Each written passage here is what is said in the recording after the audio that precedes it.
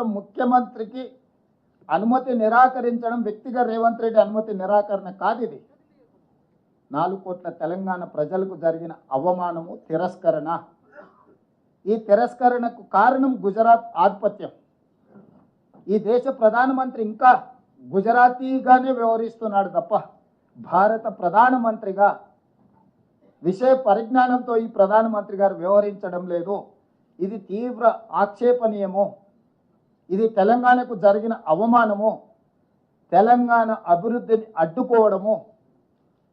ఈరోజు గుజరాత్ ముఖ్యమంత్రిని అమెరికా పర్యటనకు అనుమతి ఇచ్చి 8 రోజులు అక్కడ వైబ్రెంట్ గుజరాత్ 2047కి సంబంధించిన రోడ్ షోలు చేయడానికి, గుజరాత్కి పెట్టుబడులను ఆకర్షించడానికి అనుమతి ఇచ్చి తెలంగాణ ముఖ్యమంత్రికి అనుమతి ఇవ్వకపోవడము,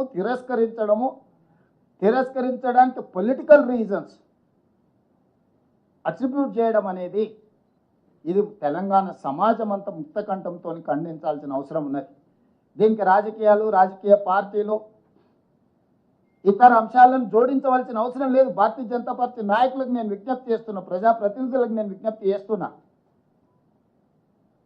మీరు గుజరాత్ను సమర్థించడం ద్వారా నరేంద్ర మోడీ గారి చేతుల్లో, గుజరాత్ చేతుల్లో కట్టుబానిసలుగా మీరు బ్రతకదలుచుకున్నారా? తెలంగాణ ఆత్మ గౌరవాన్ని చాటదలుచుకున్నారా? మీరు ఈరోజు తెలంగాణ ప్రజలకు సమాధానం చెప్పాలి. ఈరోజు తెలంగాణ రాష్ట్ర ముఖ్యమంత్రి పర్యటనను తిరస్కరించడం అంటే తెలంగాణ యొక్క అభివృద్ధిని అడ్డుకోవడమే. ఇది తెలంగాణకు జరిగిన అవమానము. వ్యక్తిగా నేను 25 సార్లు పోయిండొచ్చు అమెరికాకు, మళ్ళీ వ్యక్తిగా ఇంకో 25 సార్లు పోవచ్చు. కానీ ముఖ్యమంత్రి హోదా, ముఖ్యమంత్రి బాధ్యత, రాష్ట్రం యొక్క అభివృద్ధి కోసం చేసే పర్యటనను కేంద్ర ప్రభుత్వం అడ్డుకోవడం చూస్తుంటే స్పష్టమైన వివక్షను ప్రదర్శిస్తున్నది కేంద్ర ప్రభుత్వం తెలంగాణ పట్ల. ఈ వివక్ష ఏమాత్రం సహించరానిది. ఖచ్చితంగా ఈ అంశాన్ని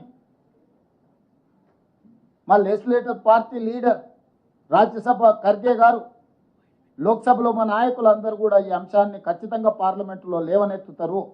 మా పార్లమెంట్ సభ్యులు ఇక్కడ ఉన్నారు, ఖచ్చితంగా ఈ అంశాన్ని పార్లమెంట్లో, లోక్సభ, రాజ్యసభలో కూడా లేవనెత్తుతాము.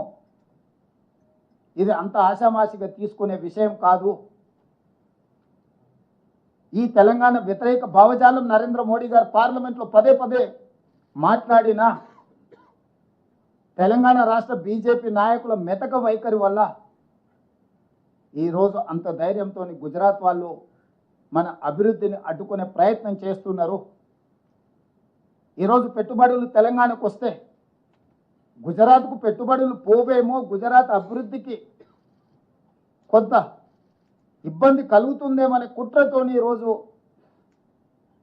నా పర్యటనను అడ్డుకున్నారు. వాళ్ళు చెప్పిన లెటర్లో clearance from political angle decline అంటే what is political angle?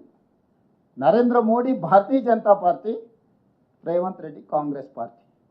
Narendra మోడీది గుజరాత్, రేవంత్ రెడ్డిది తెలంగాణ. ఇదే కదా మీ పొలిటికల్ యాంగిల్, ఇదే కదా మీ వివక్ష. ఒక పక్కన గుజరాత్ ముఖ్యమంత్రికి ఇదే సమయంలో పర్యటనకు అనుమతి ఇచ్చి పెట్టుబడులను ఆకర్షించడానికి వైబ్రెంట్ గుజరాత్ కార్యక్రమంలో భాగంగా అతన్ని విదేశాలకు మీరు పంపించి ఈరోజు తెలంగాణ రైజింగ్ 2047 అడ్డుకోవడము, ఇది స్పష్టంగా రాజకీయ వివక్ష, తెలంగాణ అభివృద్ధిని అడ్డుకోవడమే. అందుకే ఈరోజు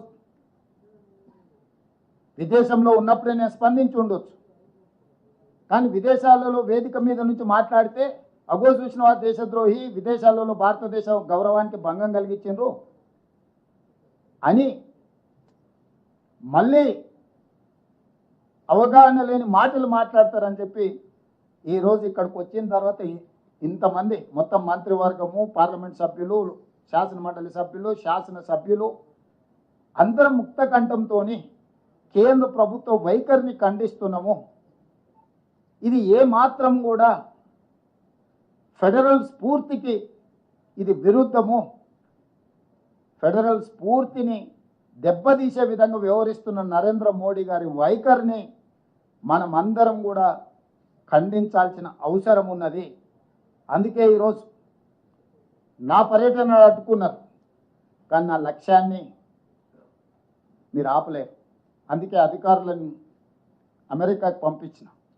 ఆక్స్ఫర్డ్తో మన అధికారులు ఒప్పందాలు చేసుకోబోతున్నారు ఇవాళ రేపు. ఇతర యూనివర్సిటీలను కూడా వాళ్ళు సందర్శించి మన ప్రతిపాదనని వాళ్ళ ముందు పెట్టబోతున్నారు. మన రాష్ట్రంలో పెట్టుబడులను ఆకర్షించడానికి అవసరమైన అన్ని ఆహ్వానాలు వాళ్ళు అందజేస్తారు. మన క్యాబినెట్లోని మీకు అందరికీ తెలుసు, Telangana rising global summit invest Telangana నేపథ్యంలో డిసెంబర్ 7, 8, 9 తారీఖుల్లో ఫ్యూచర్ సిటీలో పెద్ద ఎత్తున మనం ఇన్వెస్ట్మెంట్ సమ్మిట్ జరుపుకోబోతున్నాము. దీనికి సంబంధించిన ఆహ్వాన పత్రాలు సంబంధిత కార్పొరేట్ కంపెనీస్ అందజేస్తారు. ఎందుకంటే వాళ్ళు 4-5 నెలల ముందే వాళ్ళ పర్యటనను ఖరారు చేసుకోవాలి. వాళ్ళ కంపెనీలు వాళ్ళ బోర్డు అప్రూవల్స్, ఇన్వెస్ట్మెంట్స్ని బోర్డులో అప్రూవల్ తీసుకోవాలంటే వాళ్ళకి తగిన సమయం ఇవ్వాలి.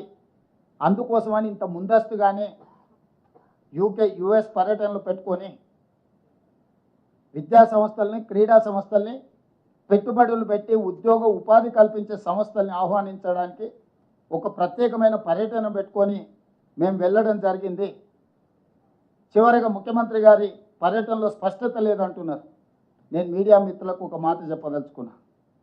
ఎనీ అఫీషియల్ విజిట్ భారత రాయబార కార్యాలయానికి సంబంధించిన అధికారులు స్వయంగా పర్యవేక్షిస్తారు. ప్రతి సమావేశంలో ప్రత్యక్షంగా పాల్గొంటారు.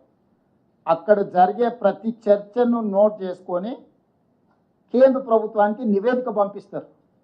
మినిస్ట్రీ ఆఫ్ ఎక్స్టర్నల్ అఫేర్స్కి భారత అంబాసిడర్ కానీ ఆయన పరిధిలో పనిచేసే భారత ప్రభుత్వానికి సంబంధించిన అధికారులు విదేశాలలో ఎవరైతే ఉన్నారో విదేశాంగ రాయబార కార్యాలయం నుంచి వాళ్ళే కోఆర్డినేట్ చేస్తారు ఈ ప్రోగ్రామ్స్ని అన్నిటినీ.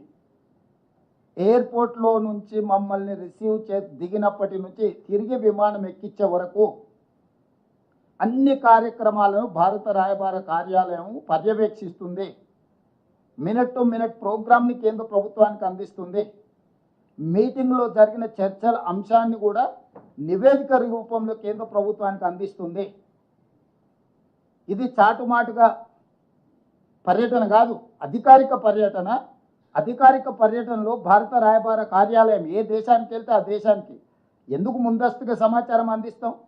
వాళ్ళు తగిన ఏర్పాట్లు చేసుకోవడానికి ఈ సమాచారాన్ని అంతా అందిస్తాం.